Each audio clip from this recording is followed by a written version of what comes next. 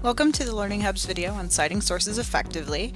My name is Sarah Collins and I'm the writing coordinator up here in the Learning Hub. Today I'm here to continue our little series that we're doing and show you how to do the best work you can in citing your sources. For the month of February, we've been looking at how to cite sources by exporting them either through citation generators or through the databases or on the source itself, and how those can be unreliable. Today we're here to show you the best way that we know to make sure that you're citing sources properly, and that is just to build it yourself. You don't have to rely on the technology. You can trust your own instincts. Frankly, it just doesn't take as long sometimes to do this. So we wanted to show you how that can work. For this video, we're going to specifically be looking at how to cite a chapter in a book. We have found an ebook for this video because having to film a print copy of a book would just be a big pain when these would all match if I used an ebook. But we're going to cite it as if it was a print book and not worry about the electronic information, just to show you how this can work. So without further ado, let's jump in and look at the chapter that I found for the topic that we're working with and figure out how to build the citation. Before we get too much further into this, I do want to point out resources. Now, last video for the website article, I did show the Purdue OWL, so again, I wanted to point this out as a really great resource. It's the industry standard. So if we're going to look at how to cite a chapter in a book from the OWL, you can go ahead and scroll down on the side. You can see the works cited page for a book. And then if you scroll down far enough on this page, you will see how to cite a work from a book. So we have a work in an anthology, reference, or collection. You would treat this as the chapter title would be the same. So we have the template here, so we just really need to dump information into this as needed. Sometimes you do have to funk with it if things don't fit exactly, like the book may or may not have editors, and so you may or may not need to include that. But we'll work with what we got and see how it all comes together. Another resource that I neglected to mention in the previous video, but I think is very handy, is the Learning Hub's resources. You may not know that we do have on our website, so you can see the Learning Hub's website, under our writing tab, we have this handouts page, and this has dozens of different writing handouts on various topics that you're welcome to look at any time. But the ones that I'll point out today specifically are our citation style handouts. We have one for MLA style 8th edition. I also have a cheat sheet that's just a shorter version with more examples, and then we have this formatted sample paper that shows you how to make sure you're meeting MLA style formatting guidelines in your own papers. So these are also really good resources, but for the purpose of today, just for simplicity's sake, we're going to stick with the OWL. So let's take a look at the chapter that I found and see how we can cite it. So this is the book, Cognitive Processing Therapy for PTSD. It has 3 authors, as you can see, so that's important for us to know. We have the title, obviously. With any book, it's important to look at the copyright page. This is where you can get the rest of the information you need for your citation. So here we can find out the publisher here is the Gulliford Press. We know the year of this edition is 2017. So those are important pieces of information. If we look back at our sample citation, we have last name, first names of authors. We have the title of the collection. There's no editor names necessarily. We can just treat them as the authors. We have the publisher and the year. So the only 2 things we're missing are the title of our essay and then the page range of that entry. So if we go back in here, whoops, that's the wrong thing. So if we go back in here and we scroll down to our table of contents, we can see which of the chapters we would like to use.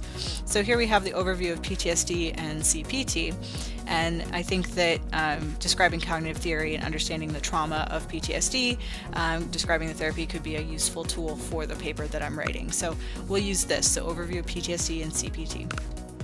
And you can see that it starts on page 83 and it probably ends on page 100, being the page before the next chapter starts. So we'll keep this in mind as we build our citation. Now again, if I had the print copy, I could be flipping through the book to make sure, but because we're working with an ebook and Google Books doesn't give the entire preview of the book, we have to work with the table of contents here, but that's okay. So let's go ahead and we'll start building this. The first thing we need are the author names, and so we'll have to figure out how to put these in here. Now MLA is different than other citation styles in listing multiple authors. If you have more than 2 authors, so 3 or more, MLA allows you to include just the first author's name and then the et al construction, which is et space al period. So here we can put Rezik, comma, Patricia A. Go back into our Word document. And we know that Resnick comes alphabetically before Woolley, which is the citation we built last time, so we can build it before. So Resnick, Patricia A, comma, et al.